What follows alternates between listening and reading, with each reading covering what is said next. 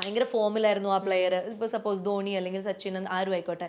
പക്ഷെ ഫിനാലെ അവരുടെ ഫൈനൽ മാച്ചിൽ അവർക്ക് ഫോം ആവാൻ പറ്റിയില്ല, അവർ ഔട്ടാവും. ഇത് തന്നെയാണ് അവിടെയും സംഭവിച്ചിരുന്നത്. ഇവർ അതിന് മുൻപ് എല്ലാ പെർഫോമൻസും ചെയ്തപ്പോഴും ഇവർക്ക് നല്ല മാർക്സ് കിട്ടിയിരുന്നു, ചില മാർക്ക് കുറവായിരുന്നു.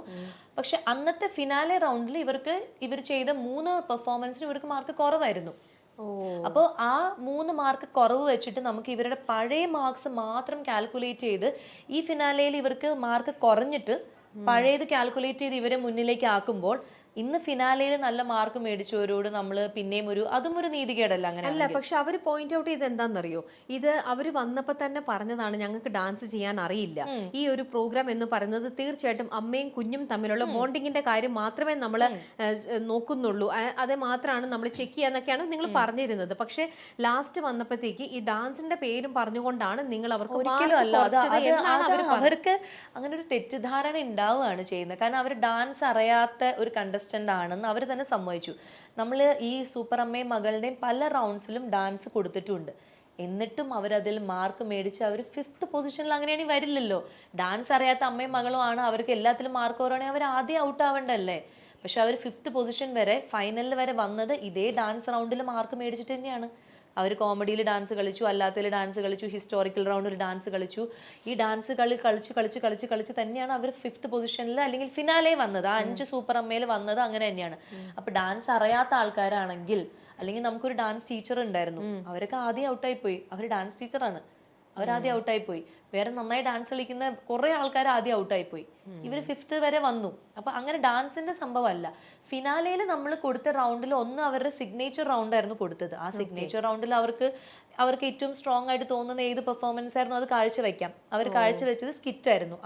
അത് തന്നെയാണ് അവരുടെ സ്ട്രോങ് ഇതും. അവർ ഇംപ്രവൈസ് ചെയ്ത് നന്നായിട്ട് അവർ സ്റ്റേജ് ഹാൻഡിൽ ചെയ്യുന്ന അമ്മയും മകളും തന്നെയാണ്. പക്ഷെ അന്നത്തെ ദിവസം അവർ ചെയ്ത പെർഫോമൻസ് ബിലോ ആവറേജ് ആയിരുന്നു. അത് ലാൽ ജോസ് സാറും MG ശ്രീകുമാർ സാറും ശ്വേതാജിയും ഞാനും ഞാൻ പിന്നെ ജഡ്ജ്മെന്റ് പാനലിലേക്ക് പോയില്ല. പക്ഷെ ഇവർ 3 പേരുമാണ് ജഡ്ജ്മെന്റിൽ ഇരിക്കുന്നത്. എല്ലാവരും കൊടുത്ത മാർക്ക് അങ്ങനെയായിരുന്നു. 10ൽ ബിലോ ആവറേജ് മാർക്കാണ് അവർക്ക് കൊടുത്തത്. അപ്പൊ നമ്മൾ ഡിസ്കസ് ചെയ്യുമ്പോഴും അവർ പറയുന്നത് അങ്ങനെയാണ്. അതായത് കേട്ടും അടുത്ത കോമഡിയും ടൈമിങ് തെറ്റിപ്പോവുക, മറന്നു പോവുക, ബ്ലബ്ലബ അടിക്കുക, ഇതൊക്കെ അവർ സ്റ്റേജിൽ സംഭവിച്ചു.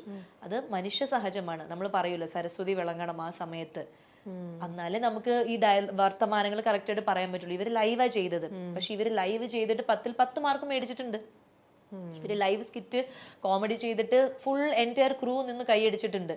പക്ഷെ അതേ ആൾക്കാർ അമ്മയും മകളുമായിട്ട് അതേപോലെ തന്നെ കോമഡി ഇവർ ചെയ്തപ്പോൾ ഇപ്രാവശ്യം അവർ പാളിപ്പോയി. അവർ ലാഗ് അടിച്ചു, അവര് അങ്ങനെ സംഭവിച്ചു പോയി. അത് അവരുടെ കുറ്റമല്ല. അപ്പം മാർക്ക് ഇടുന്ന സമയത്ത് ജഡ്ജ് അത് നോക്കിയിട്ടാണ് മാർക്ക് ഇടുള്ളൂ. പിന്നെ അവർക്ക് കൊടുത്ത ഡാൻസ് റൗണ്ട്, അതിൽ പ്രത്യേകം റൂൾസിൽ പറഞ്ഞിട്ടുണ്ടായിരുന്നു, നിങ്ങളുടെ ഡാൻസ് അല്ല നമ്മൾ നോക്കുന്നത്, മൊത്തത്തിലുള്ള ഗ്രൂപ്പ് പെർഫോമൻസ്. അതുകൊണ്ട് അവർക്ക് ഒരു ഇതും കൂടി കൊടുത്തു, നിങ്ങളൊരു ഗ്രൂപ്പിനെ കൊണ്ടുവന്നോ, നല്ലൊരു ഡാൻസ് ടീമിനെ കൊണ്ടുവന്ന് നിങ്ങൾക്ക് ചെയ്യാം. നിങ്ങളുടെ മൊത്തത്തിലുള്ള പെർഫോമൻസിന് ഒരു ഓവറോൾ നമ്മളൊരു പെർഫോമൻസ് കാണുമ്പോൾ നമ്മൾ പറയുമല്ലോ വാവ് ഭയങ്കര ഒരു കൊള്ളാം എന്ന് പറയുമല്ലോ. അത് മാത്രമേ നോക്കുന്നുള്ളൂ. അല്ലാണ്ട് ഈ അമ്മയും മകളും എന്നല്ല, നമ്മുടെ കണ്ടസ്റ്റൻസിൽ ഒരു അമ്മയും മകളും ഡാൻസ് ചെയ്യുന്നത് മാത്രമല്ല നോക്കുന്നത്. അപ്പം ഇവർ കിട്ടിയ ഗ്രൂപ്പും ഇവരുടെ ആ ഒരു ഇതുണ്ടല്ലോ, നമ്മൾ ഗ്രൂപ്പിന്റെ കൂടെ കളിക്കുമ്പോഴും ആ ഗ്രൂപ്പിന്റെ ഒരു എനർജിയുടെ കൂടെ ഇവർക്ക് മാച്ച് ചെയ്യാൻ പറ്റുന്നില്ല, ഗ്രൂപ്പിന്റെ ടൈമിങ്ങിന്റെ കൂടെ ഇവർക്ക് തെറ്റ് പറ്റുന്നു, അല്ലെങ്കിൽ ഇവരുടെ പെർഫോമൻസ് ഗ്രൂപ്പ് ഡാൻസ് നമ്മളെപ്പോഴും കണ്ടുവരുന്ന ഒരു ഗ്രൂപ്പ് ഡാൻസ് ആയി മാറി എന്നാണ് ജഡ്ജസ് പറഞ്ഞത്. ഇതിന് മുൻപും ഇവർ ചെയ്തിട്ടുണ്ട് എന്നുള്ള രീതിയിലാണ് പറഞ്ഞത്. പക്ഷെ ഫസ്റ്റ് കിട്ടിയ ആൾക്കാർ നമ്മൾ ഇതുവരെ കാണാത്ത ഒരു സാധനം, നമ്മളെന്ന് പറഞ്ഞ ആ സ്റ്റേജിൽ നമ്മൾ കാണാത്ത ഒരു കാര്യം അവരെടുത്ത് കൊണ്ടുവന്നു. അപ്പൊ അത് ജഡ്ജസ് അവർക്കൊരു വാവ് കൊള്ളാലോ എന്ന് തോന്നിപ്പോയി. അവരുടെ അത് എല്ലാം ശ്രദ്ധിക്കും. നമ്മൾ എടുക്കുന്ന മ്യൂസിക് വളരെ ഇമ്പോർട്ടന്റ് ആണ് ഒരു ഡാൻസിന്. ഡാൻസ് ഒക്കെ ചെയ്യുമ്പോൾ അറിയാലോ, ചില നമ്മൾ അമ്പലത്തിലൊക്കെ ഉത്സവത്തിന് കളിക്കുമ്പോൾ ചില പാട്ട് നമുക്ക് ഭയങ്കര ഇഷ്ടമായിരിക്കും, നമ്മളത് ഡാൻസ് നല്ല ആസ്വദിച്ച് കളിക്കും. പക്ഷെ കാണുന്നവർ ഉറങ്ങി തൂങ്ങിയിട്ട് വേറെ പാട്ടില്ലേന്ന് ചോദിക്കും. അപ്പൊ നമ്മൾ എടുക്കുന്ന പാട്ട്, നമ്മൾ ആ പാട്ട് എഡിറ്റ് ചെയ്യുന്നതിൽ നമ്മുടെ പ്രോപ്പർട്ടി, നമ്മളുടെ കോസ്റ്റ്യൂം, നമ്മുടെ എക്സ്പ്രഷൻ, നമ്മുടെ ടൈമിങ്, നമ്മുടെ എനർജി, ഒരു 5 മിനിറ്റ് ഡാൻസ് നമ്മൾ കളിക്കുന്നെങ്കിലും ത്രൂ ഔട്ട് ഒരു എനർജി വേണം. പക്ഷെ അമ്മയും മകളും ഇവർക്ക് അത് ഒരു ശീലമില്ലാത്ത കാര്യമായതുകൊണ്ട് അതിനൊന്നും നമ്മൾ മാർക്ക് കുറയ്ക്കുന്നൊന്നുമില്ല. ഇത് ഡാൻസ് റിയാലിറ്റി ഷോ അല്ലാത്തതുകൊണ്ട്. പക്ഷെ മൊത്തത്തിൽ അവരുടെ ഒരു ഓവറോൾ പെർഫോമൻസ് അന്ന് വീക്ക് ആയിരുന്നു. നമ്മൾ ഫസ്റ്റ് കിട്ടുന്ന പ്രതീക്ഷിച്ചിരുന്ന ഒരു അമ്മയും മകളും ഉണ്ടായിരുന്നു അന്ന് പെർഫോമൻസുകളൊക്കെ കണ്ടിട്ട്. പക്ഷെ അന്ന് അവർക്കും ബെറ്റർ ആയിട്ട് പെർഫോം ചെയ്യാൻ പറ്റിയില്ല. പക്ഷെ വേറൊന്ന് ഇവർ പറഞ്ഞതെന്ന് വെച്ചാൽ, നിങ്ങൾ ഓൾറെഡി ഈ ഷോയുടെ ഇൻ ബിറ്റ്വീനിലെന്തോ നിങ്ങൾ തന്നെ വേറൊരു ഇപ്പൊ കിട്ടിയവർക്ക് ഫസ്റ്റ് അവർക്ക് കൊടുക്കും എന്നൊരു പ്രോമിസ് ചാനലിന്റെ സൈഡിൽ നിന്നും കൊടുത്തിരുന്നു ചാനൽ സൈഡിൽ നിന്ന് ആര് കൊടുത്തു? ചാനൽ കൊടുത്തു അവർക്ക്, അതായത് പബ്ലിക് ആയിട്ട്. അതേ ഒളിച്ചും പാത്തും അല്ല, ഒളിച്ചും പാത്തും തന്നെ ആ ഫസ്റ്റ് കിട്ടിയ ആൾക്കാരെ ഇവരുടെ ഇന്റർവ്യൂവിൽ തന്നെ ഞാൻ കേട്ടല്ലോ ഇവര് പറയുന്നത്, ക്രൂ മെമ്പേഴ്സ് തന്നെ ഞങ്ങളോട് പറഞ്ഞു നിങ്ങൾക്ക് തന്നെയാ ഫസ്റ്റ് എന്ന് പറയുന്നു. അതെന്തറിയോ, ഇപ്പൊ നമ്മൾ ഇവിടെ അല്ല അത് തന്നെ അത് ഇവർക്ക് തന്നെയാന്ന് പറയുന്നത്. അതായത് ഈ ശൈത്യയും ഷീനയും എന്ന കണ്ടസ്റ്റൻസിന് ഫസ്റ്റ് കിട്ടും എന്നുള്ളത് ക്രൂ മെമ്പേഴ്സ് പറഞ്ഞു. അത് ശരിയാണ്. ഞാൻ അടക്കമുള്ള ആളുകൾ സ്റ്റേജിൽ അത് ഇവരെ സപ്പോർട്ട് ഭയങ്കരമായിട്ട് ചെയ്യുന്നുണ്ട്. അതായത് ഞാൻ വലിയ പ്രതീക്ഷ ആയിരിക്കാം. ഞാൻ എപ്പോഴും ഇവർ ഇൻട്രൊഡ്യൂസ് ചെയ്യുമ്പോൾ നമ്മുടെ സ്ട്രോങ് കണ്ടസ്റ്റന്റ് ആയിട്ടുള്ള അല്ലെങ്കിൽ നമ്മുടെ എനർജറ്റിക് കണ്ടസ്റ്റന്റ് ആയിട്ടുള്ള ഇവരെ സ്റ്റേജിൽ നിർത്തിയിട്ട് ഞാനും ശ്വേതാജിയും മറ്റുള്ള കണ്ടസ്റ്റൻസിനോട് പറയും, നിങ്ങൾ ഇവരെ കണ്ട് പഠിക്കണം. ഇവിടെ ഒരു എന്താ പറയാ, സ്പോണ്ടേനിയസ് ആയിട്ട് കാര്യങ്ങൾ എടുക്കുന്നതും എന്ത് ടാസ്ക് കൊടുത്താലും അവർ ചെയ്യും, ഒരു മടിയില്ലാതെ.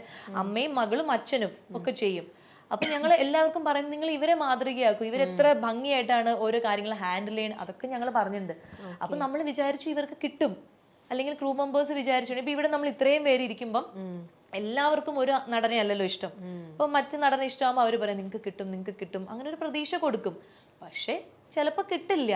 അത് വെച്ചിട്ട് അപ്പൊ എനിക്ക് ഏറ്റവും ഞാൻ അവർ ആ സ്റ്റേജിൽ അവരെ സപ്പോർട്ട് ചെയ്ത് പറയാത്തതിന്റെ മെയിൻ ഒരു റീസൺ എന്ന് പറഞ്ഞു കഴിഞ്ഞാൽ, എന്ത് തന്നെ ആയിക്കോട്ടെ, എന്ത് തന്നെ ഇഷ്യൂസ് ആയിക്കോട്ടെ, എങ്ങനെ വന്നാൽ അത് പറ്റിച്ചു, അത് എന്ത് വാട്ടെവർ, നമ്മളൊരു സ്റ്റേജിൽ നിന്ന് നമ്മൾ അത്രയും ഒരു വർഷം ആ സ്റ്റേജ് തൊഴുത് നമ്മളവിടെ ഡാൻസ് കളിച്ചു, നമ്മൾ പാട്ട് പാടി. ആ അമ്മയുടെ അരങ്ങേറ്റം ആ സ്റ്റേജിലാണ് നടന്നത്. നമ്മൾ അത് ചെയ്തു. അവർ ഒരുപാട് കാര്യങ്ങൾ ആ സ്റ്റേജ് ചെയ്തു. അവരുടെ ലൈഫിലെ കുറെ നല്ല മുഹൂർത്തങ്ങളും, അവരുടെ എന്തോ വീട്ടിൽ പ്രശ്നങ്ങൾ ഉണ്ടായിരുന്നു, അത് സോൾവ് ചെയ്തു.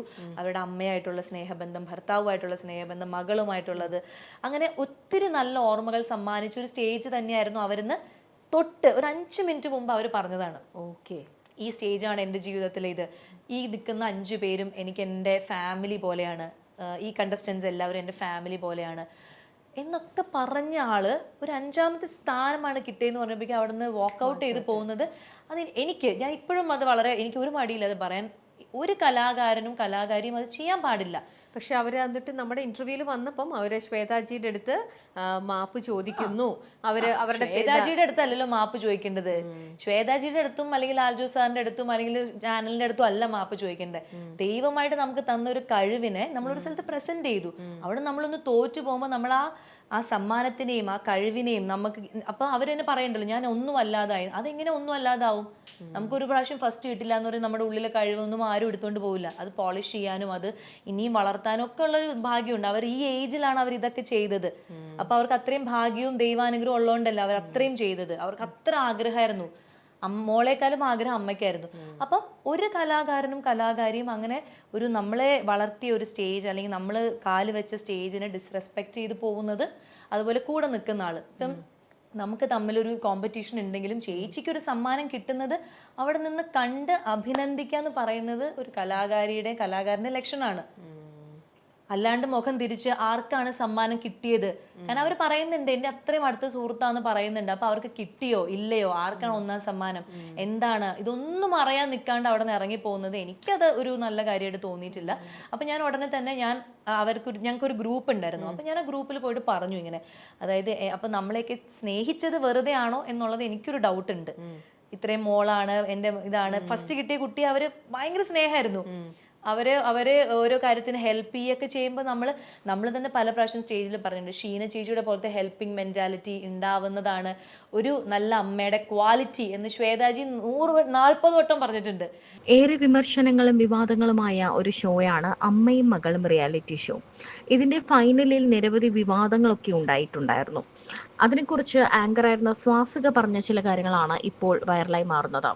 ഫൈനലിൽ ഫസ്റ്റ് പ്രൈസ് കിട്ടാത്തതിനെ തുടർന്ന് ശൈത്യ സന്തോഷും അമ്മ ഷീന സന്തോഷും ഇറങ്ങിപ്പോയ ഒരു സംഭവമുണ്ടായി. ഫൈനലിൽ 5ാം സ്ഥാനമാണ് ഇവർക്ക് കിട്ടിയത്. സമ്മാനം നിരസിച്ചുകൊണ്ടാണ് ഇവർ വേദി വിട്ടത്. തങ്ങളെ കോമാളിയാക്കിയെന്നും പിന്നീട് ഇവർ ആരോപിച്ചു. നമ്മളും യൂത്ത് ഫെസ്റ്റിവലിനൊക്കെ പങ്കെടുത്തതാണ്, അങ്ങോട്ട് കുറെ പൈസയൊക്കെ പോകും. സബ് ജില്ലയിലും റവന്യൂവിലും നന്നായി കളിച്ചാലും സ്റ്റേറ്റ്സിൽ കളിക്കുമ്പോൾ കിട്ടില്ല എന്ന് വെച്ചിട്ട് കിട്ടുന്ന സെക്കൻഡ് പ്രൈസ് വേണ്ടെന്ന് വെച്ച് ഫസ്റ്റ് കിട്ടിയവരെ കുറ്റം പറയുന്നതുമല്ല ശരി. ഇവർക്ക് എന്താണ് മനസ്സിലാകാത്തത് എന്ന് ചോദിച്ചാൽ എനിക്കറിയില്ല. ഏതൊരു റിയാലിറ്റി ഷോയിലും ഫിനാലയിൽ എങ്ങനെ പെർഫോം ചെയ്യുന്നു എന്ന് നോക്കിയാണ് ഫസ്റ്റ് പ്രൈസ് കൊടുക്കുന്നത്. ഫിനാലെ റൗണ്ടിൽ അവർക്ക് ലഭിച്ച മാർക്ക് കുറവാണ്. ഞാനടക്കമുള്ളവർ അവരെ വലിയ രീതിയിൽ സപ്പോർട്ട് ചെയ്തിട്ടുണ്ട്. അവരെ കണ്ട് പഠിക്കണമെന്ന് മറ്റുള്ളവരോട് പറഞ്ഞിട്ടുണ്ട്. എന്ത് ടാസ്ക് കൊടുത്താലും ചെയ്യും. ഇവർ ജയിക്കുമെന്ന് എനിക്കും പ്രതീക്ഷയുണ്ടായിരുന്നു.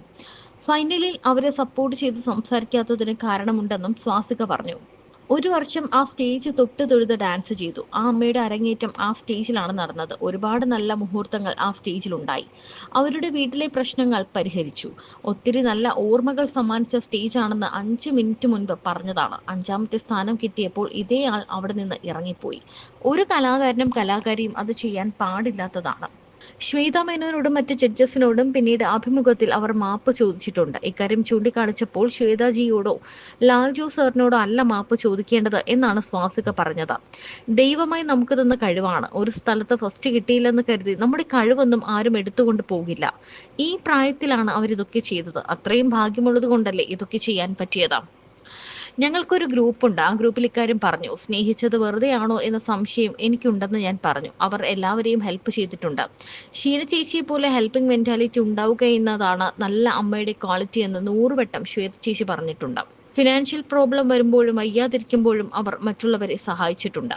പക്ഷേ ഒരാൾക്ക് സമ്മാനം കിട്ടുന്നത് ഉൾക്കൊള്ളാൻ പറ്റിയില്ല. ഇത്രയും നാൾ അവർ ചെയ്തത് ഫേക്ക് ആണെന്ന് എനിക്ക് തോന്നുന്നു എന്ന് പറഞ്ഞാണ് ആ ഗ്രൂപ്പിൽ നിന്നും ഞാൻ ലെഫ്റ്റായി. അവർ നല്ല പെർഫോമേഴ്സ് ആണ്. പക്ഷേ സ്റ്റേജിൽ നിന്ന് ഇറങ്ങിപ്പോകുന്നത് ഒരിക്കലും ഒരു കലാകാരനും കലാകാരിക്കും ചേർന്നതല്ല.